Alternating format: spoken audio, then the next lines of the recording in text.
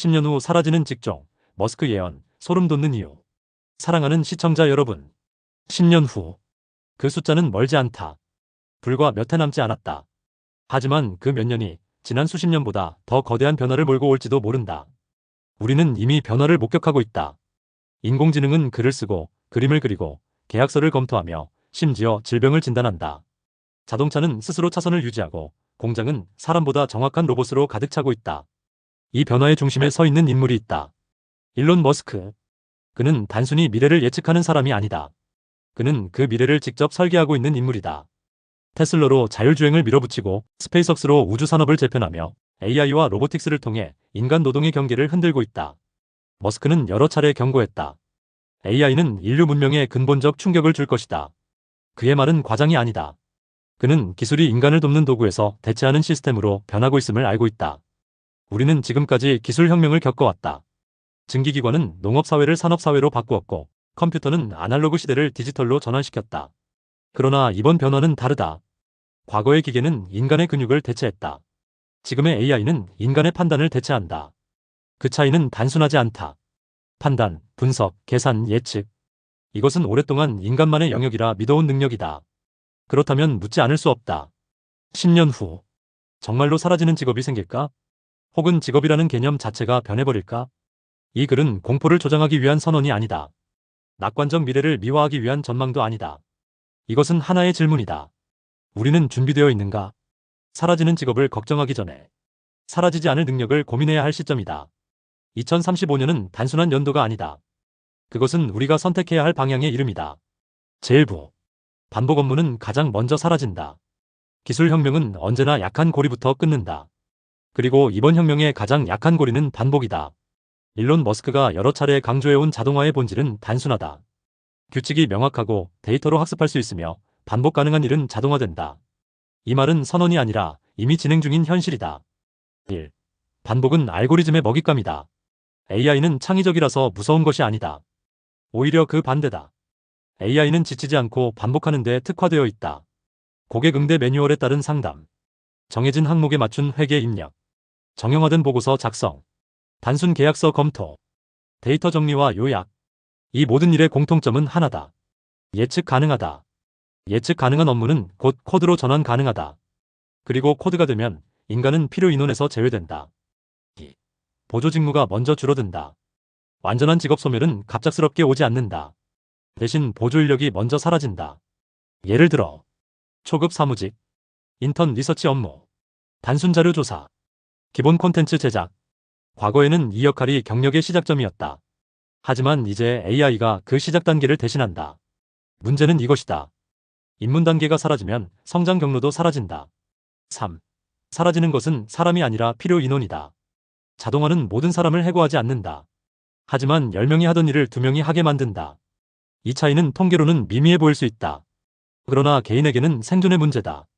기업 입장에서 자동화는 합리적이다. 비용 절감, 실수 감소, 24시간 운영 가능, 감정 개입 없음. 경제적 논리 앞에서 감정은 설 자리가 좁다. 4. 반복 업무는 왜 가장 위험한가? 반복 업무는 경험이 쌓여도 본질이 변하지 않는다. 10년 차가 되어도 업무 구조는 동일하다면 그 일은 결국 데이터화된다. 그리고 데이터는 학습되고 학습된 시스템은 대체한다. AI는 잘하는 일을 빼앗는 것이 아니라 익숙한 일을 빼앗는다. 5. 2035년의 변화. 2035년이 되면 완전히 사라진 직업보다 형태가 달라진 직업이 더 많을 것이다. 사람은 남는다. 하지만 역할은 바뀐다. 단순 입력자 검증자, 자료 수집자 질문 설계자, 작성자 전략 기획자. 반복을 벗어나지 못한 사람은 줄어들고 반복을 설계하는 사람은 살아남는다. 제2부. 운전이라는 직업의 종말. 인류 역사에서 운전은 단순 기술이 아니었다. 그것은 숙련이었고 경험이었고 생계였다.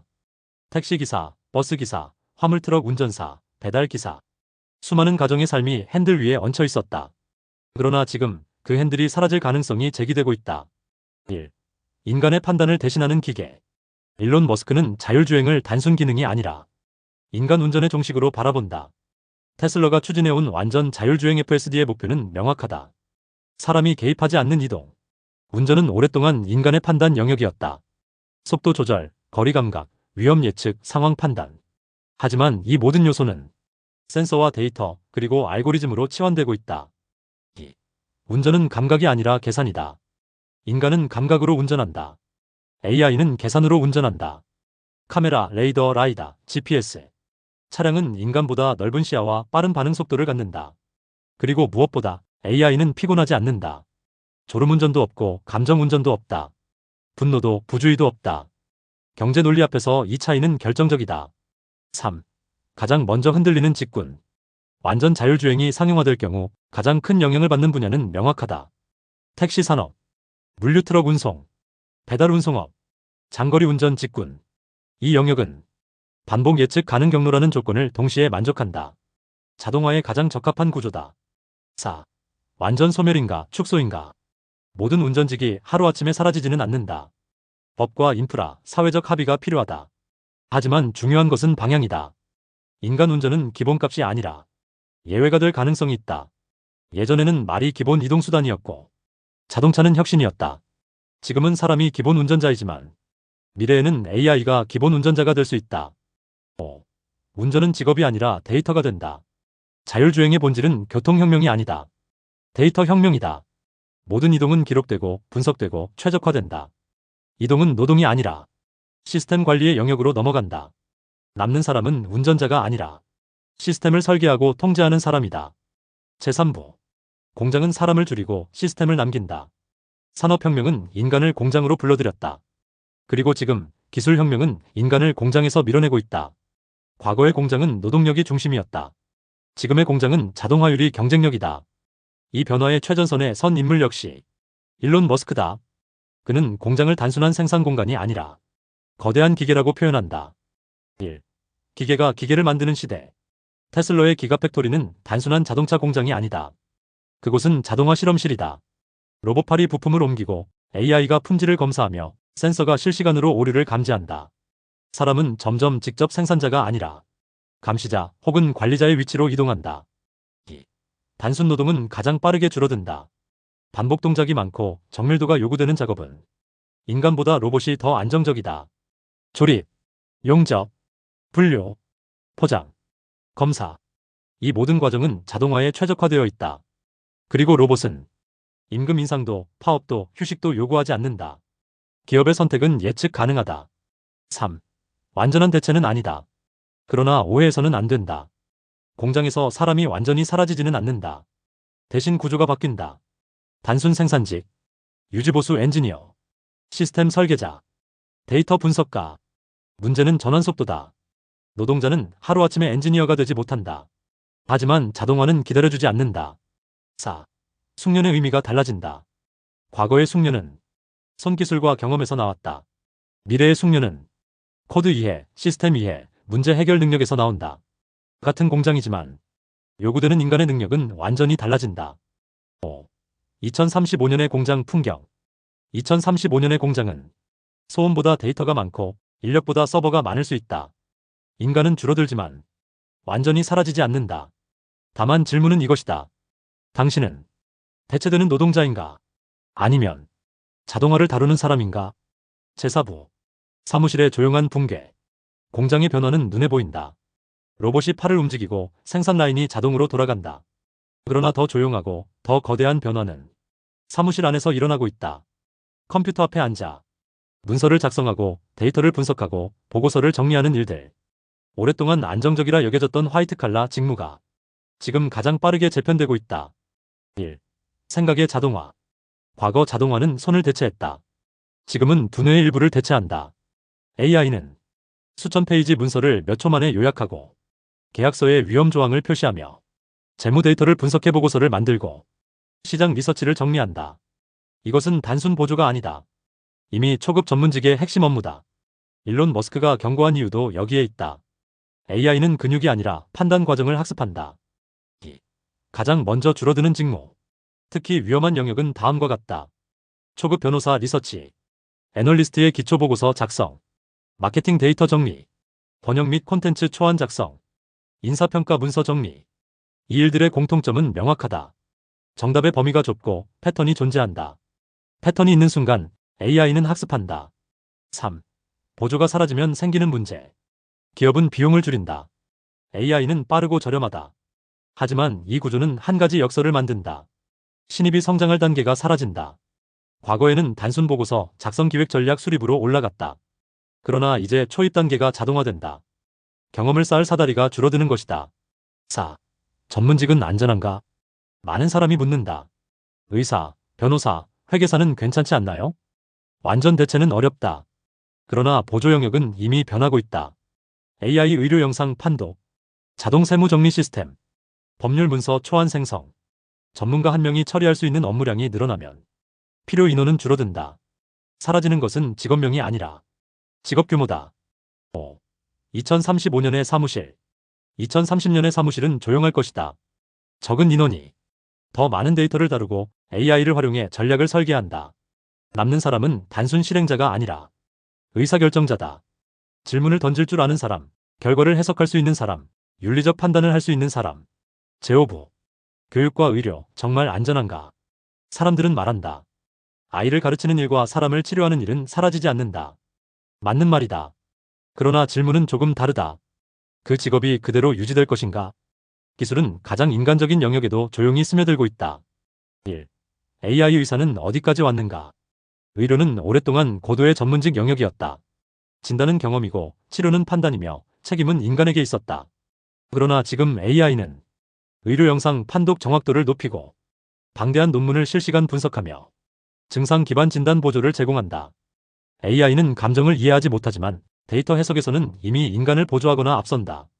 의사를 완전히 대체하지는 않는다. 하지만 한 명의 의사가 더 많은 환자를 진료할 수 있게 만든다. 그 결과는 단순하다. 필요 인원의 구조가 바뀐다. 2.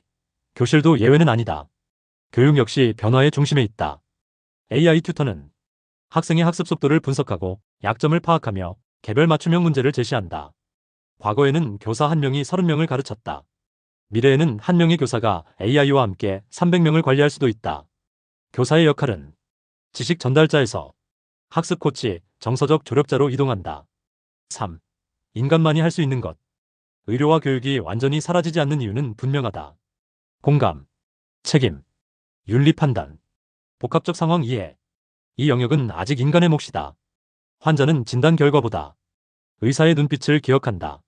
학생은 문제풀이보다 교사의 한마디를 오래 간직한다. 4. 그러나 규모는 변한다. 문제는 존재 여부가 아니다. 규모와 구조다. 보조 인력은 줄어들고 핵심 전문가만 남으며 AI 활용 능력이 기본 조건이 된다. 기술을 거부하는 전문직은 점점 설 자리를 잃는다. 5. 2035년의 병원과 교실. 2030년의 병원은 데이터 중심으로 운영될 것이다. 2035년의 교실은 온라인과 오프라인이 혼합될 것이다. 인간은 남는다. 그러나 단독 주연이 아니라 AI와 함께하는 공동 주연이 된다. 제6부. 창의성은 마지막 보루인가? 많은 사람들이 이렇게 믿고 싶어 한다. 창의적인 일은 절대 사라지지 않는다. 예술, 기획, 디자인, 글쓰기, 발명. 이 영역은 인간만의 고유한 재능이라고 생각해왔다. 그러나 지금 AI는 그림을 그리고 음악을 만들고 소설을 쓰고 광고 카피를 제작한다. 우리가 창작이라 불렀던 많은 과정이 이미 알고리즘으로 재현되고 있다. 그렇다면 묻지 않을 수 없다.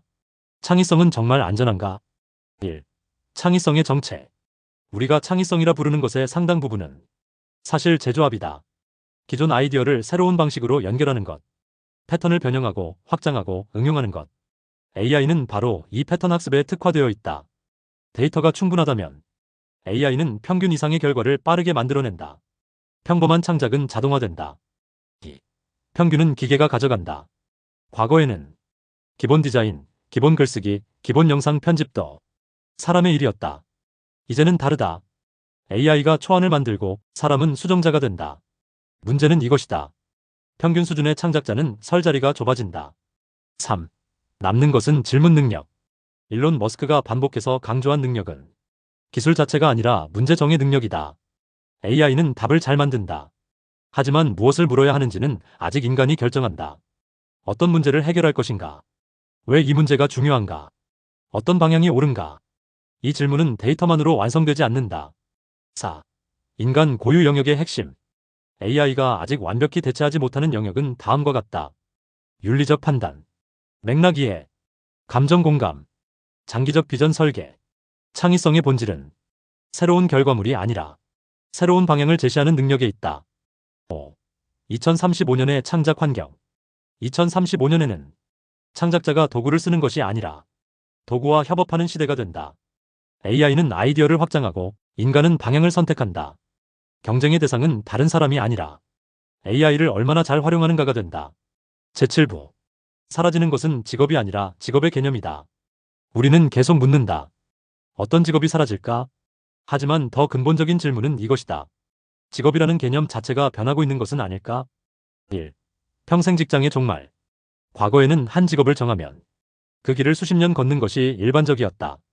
입사, 승진, 정년. 직업은 곧 정체성이었다. 그러나 기술의 변화 속도가 인간의 경력 주기보다 빨라지면서 이 구조는 무너지기 시작했다.